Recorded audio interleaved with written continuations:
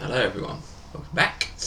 Long time no speak. So, I'm making the video, it's something that's a bit controversial at the moment, I believe. Actually Monster Hunter Wilds, but on the PC specifically, because there's been a lot of performance issues. And I just thought I'd give my perspective as this is the first Monster Hunter game I've played properly. I played Wilds very shortly, and that's about it. And I never really picked up Wilds. Weld. But I looked at Wilds and it looked something that I would enjoy more because you don't go, I want to go to this location. It's a bit more open world and you can explore without having to pick a mission and you just find the monsters roaming around. But anyway, I'll get into the game after. I'll go into what the issues are at the moment. So one issue is performance. So they say that performance isn't great on the PC. Now I have got a decent PC, it's no slouch. I know I've got a 4070 Super, and I believe, I'm going to have to double check now because I really don't remember. I know it's a new Ryzen, I think a 70, God I don't remember anymore. I'll have to look. There you go, yeah, thought so. So it's a Ryzen 7 7800X 3D. So yeah, it's not cheap. It is not a cheap CPU by any means. And obviously a 4070 Super is good. I've got 32 gig of RAM running at, I think it's just 3200 or similar speed. No, it's DDR4, isn't it? I can't remember what exact speed it's running at. Like, God, I put it in a while ago, and yeah, I mean, I know my PCs and stuff, but God, I can't remember what speed my RAM was running at. I'd have to have a look. Anyway, and I'm running it fine. The graphics aren't particularly amazing. I just left it at default settings, so frame gen on and whatever else settings it put on, I honestly don't know. I just left it as it is. And I've been getting fine performance. I'm solid 60. I mean, look, my PC is pretty powerful, so it's probably getting more than 60, but I am getting a solid 60. And I'm having a ton of fun playing it. So I haven't had any performance issues. I've had one near crash. It's really weird. It's kind of like lagging a bit. Then it crashed. Makes sense of that, as you will. I thought it was going to crash, sorry, should I say. So it was lagging a fair bit. It just went real choppy. And then it stopped lagging and didn't crash. So, alright. But that's the I haven't had any performance issues otherwise. Like, I haven't had a crash or anything. I've had a few laggy moments, but they're very, very rare. Otherwise, I've been fully playing the game, fully enjoying it. And, like I said, this is the first Monster Hunter I've actually played. So, I played Worlds for a little bit, but trust me, it was like maybe an hour or so at best. But I'm really enjoying Wilds. Really good game. I mean, obviously the world's a bit more open, and so you can just leave camp, and what I thought Monster Hunter would have been in the first place. I understand limitations and stuff over years, and you know, you couldn't do certain things back in the day, but you can do them now. So yeah, this one you start off in your camp, you can just go out into the world, and you see a monster on a map, and if you want to hunt that monster, yep, go find it, or you have to go searching for it. You know, you kind of know its habitat, where it would be. Really, yeah, I'm really impressed at how good it is. Like I said, I've never really played one before, and I've been playing a fair bit, and because I had a couple of days off work, so been smashing that out, and really, yeah, I couldn't recommend it enough. Now, I understand the PS5 version is a lot more stable, so if you have a PS5, perhaps get that. If you've got a console, I'd say go get it on console. If you've got a PC, I think you've got to have a pretty beefy one at the moment because of the performance issues that are coming with it. Excuse the coffee. So yeah, like you gotta toss that up. I think the performance issues with PC, if you haven't got a beefy PC, I wouldn't bother at the moment. Because like I said, I'm running it fine, but yeah, my PC's no slouch, and it cost me a fair chunk of money. So yeah, I always get it on console, but I couldn't recommend it enough. As a person who's never played a Monster Hunter game, I've really been enjoying that. So take that as you will. Recommend it, and like I said, if you're a Monster Hunter fan, I'm sure you've already got it. If you're not a Monster Hunter fan, take a look, because I sure as hell wasn't. But I've been really enjoying this one. The only thing I would say is, wow, I love Japanese games, Capcom, all that stuff, right? All the Japanese developers, they make a great game, yeah. But Jesus Christ, they love cringe. They love cringe. All the dialogue in Monster Hunter Wilds literally makes me cringe. I can't deal with it. Like, I know I watch a lot of anime as well, as you can probably see the Luffy in the background, if I could point my thumb in the right direction. So I do watch a lot of anime, and I understand anime has some pretty cringy dialogue now and again. But sweet lord, this is very friendly, you know what I mean? It's like, I just can't deal with the amount of cringe that's dialogue wise. Like, it's not, some people might not find it cringe. I can't deal with the with some of the cringe stuff. And if you play it, you will understand. I don't know that I'm probably going to get a million. I wouldn't get a million comments, but I might get a comment saying you're completely wrong. I just can't deal with the cringe. Like, it's pretty cringe. I can't really give an example. It's the usual. Oh, we'll do this. Oh, well, why would you help us? Because we're your friend, and that's what friends do. And it's like, let us, surely we can do more. No, we're your friend and stuff like that. I'm like, dear Lord, like Christ. And then there's other things in it. Look, I'm not. This isn't gameplay. The gameplay's fine. It's just the side bits, and it's like you're hunting a monster. Apparently they've never seen. Sometimes they've never seen this monster before, and they're like, oh, that's a chupacabra, and you're like, how do you know you've never seen it? How do you know it's a chupacabra? Like, you know what I'm saying? Like, so I don't know. Maybe I'm wrong. I haven't played many Monster Hunters. If any actual person who plays Monster Hunter watches this, I'll probably be crucified, which is fine. I know I can't criticize something I've only played once, but I'm just saying they're my only criticisms. Otherwise, the game is really good. Love the combat. Love the little secret thing. It's a secret. I don't know. It's called some chicken. You ride on this chicken. It's great. The chicken's really good to ride on. Really good. Just getting around the map easy, and good ways to hurt the monster. It's just great, right? But apart from the cringe I talked about, so that's one thing I talked about. Next thing would be, I've been playing Dave the Diver. Very good game as well. I've been playing that. My only criticism with it is, again, I don't want to criticise it too hard, because it's a good game, and it is a good game. It's a cheap game as well, and it's indie developers and all that. I'm kind of getting a bit bored of it at the moment, because I'm going underwater and I'm kind of seeing the same things over and over again. Not fish wise, but I'm talking about environment wise, and maybe I can go deeper. I have to find the right path to go deeper into the ocean. I don't know, but that's my only thing at the moment. I'm getting a bit bored. I'm only in chapter 2. The story's good, but like the exploration wise, I'm hoping to find some little extra things and bits that I'm not really finding much.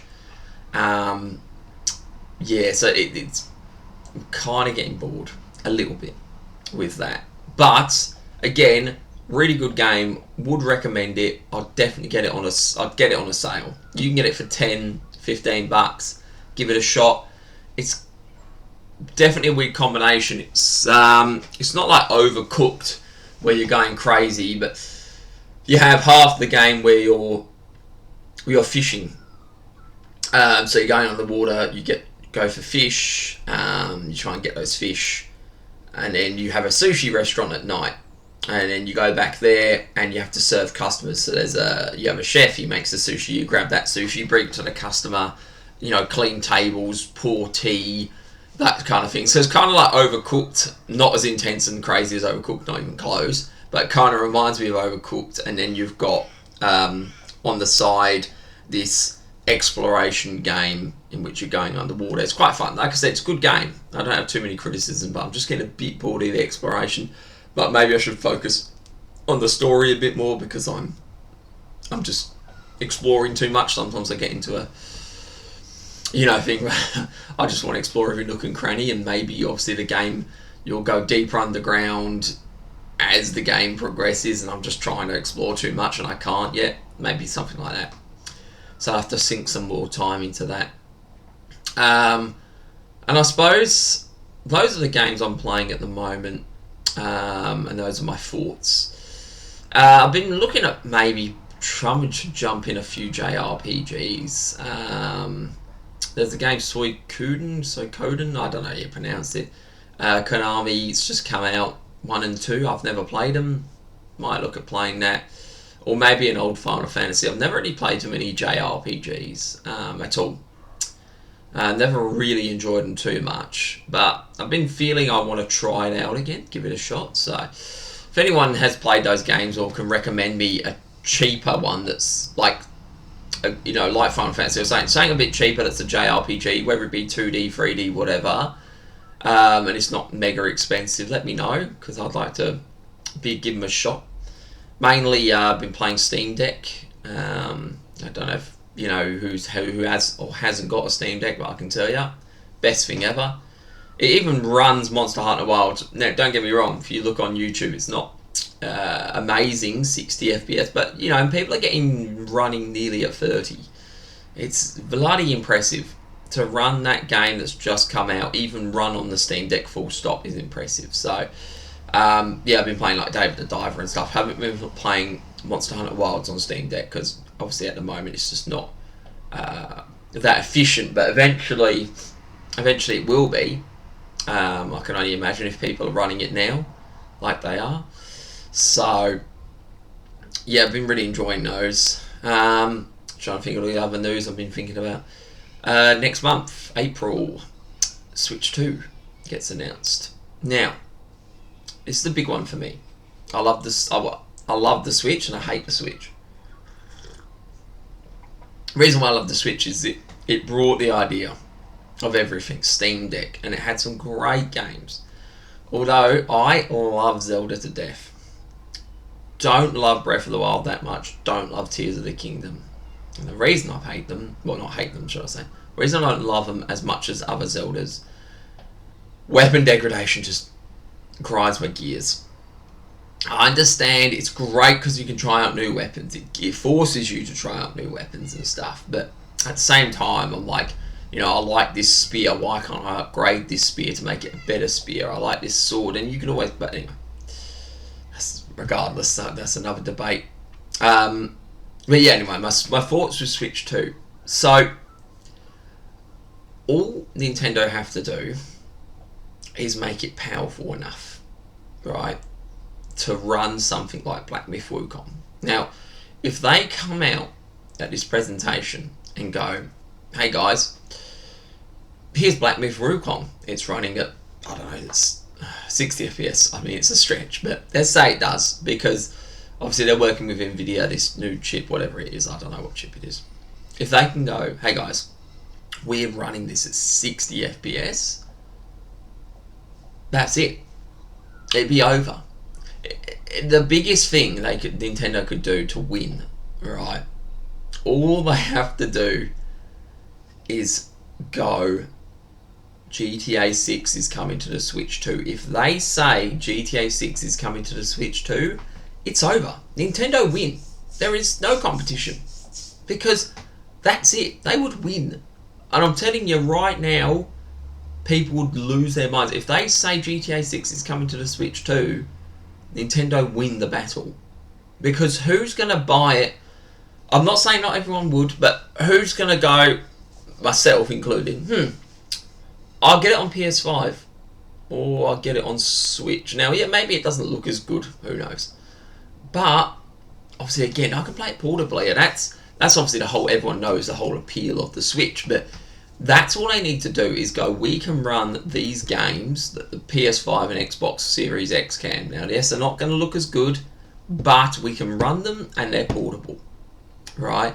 It'd be more appealing than the Steam Deck for 90% of people because they don't have to fiddle around with settings and all that stuff. It's just plug and play. If they can do that, Nintendo win. Now, obviously, we need it to be powerful enough to run these current games like Black Myth Wukong, like GTA 6, because if it can't run those games, they lose. They lose. Now, I'm hoping Nintendo have learned their lesson, but Nintendo are notorious for this. Notorious. They always do the same thing. We get a good idea, right, and then they do something silly. So, again, the GameCube. More powerful, I believe, one of the most powerful consoles in that generation. But mini discs, their proprietary disc system, stuffed them because it was a 2 gigabyte maximum, I believe, or something like that, each disc. So it screwed them. Obviously, N64, everyone's the cartridges, that screwed them. What else did they do? The Wii, obviously, look, the Wii was different. But the Wii U, just as powerful as an Xbox 360. Great. PS4 and Xbox One are out. So now you can play 360 games on, you know what I mean? So they always do something a bit silly. Now the Switch was the time they didn't do something silly.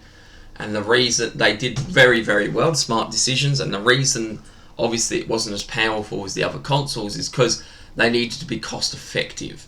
Because if the Switch failed, that was it. Nintendo was out of the game. So I understand why they did what they did, but now they're back in the game and they're back in big time. They just need to make this more powerful. That's it. Right? That's it. If they make it powerful enough, then they win. They win the console war hands down. There is no competition, and the only thing PlayStation and Xbox will be able to do is make portable consoles themselves to beat them. Because I can tell you, apart from some exclusives on PlayStation, obviously Xbox, though that's out the window now. It's just gonna be, why would you bother getting it on this console, PS5, compared to Switch, unless you really care about graphics that much or something like that. But 90% of people, well, not 90%, I can't speak for everyone, but I know personally that I don't. And this is coming from a PC gamer, alright? Yes, when I'm sitting down at the PC, obviously I want a nice frame rate, blah, blah, blah, blah, blah. But I've also got a Steam Deck.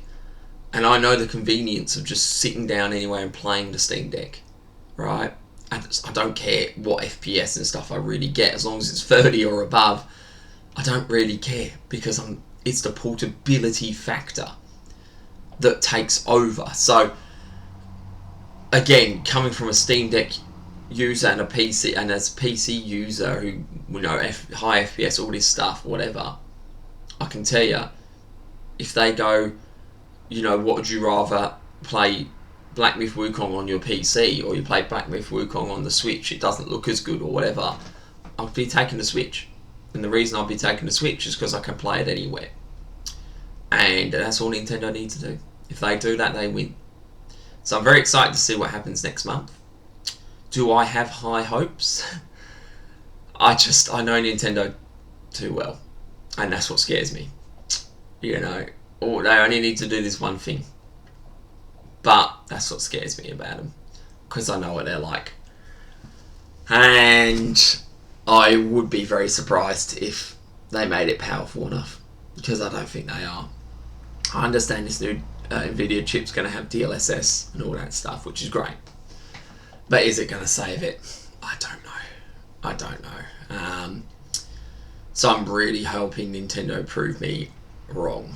Like, I want them to prove me wrong so bad.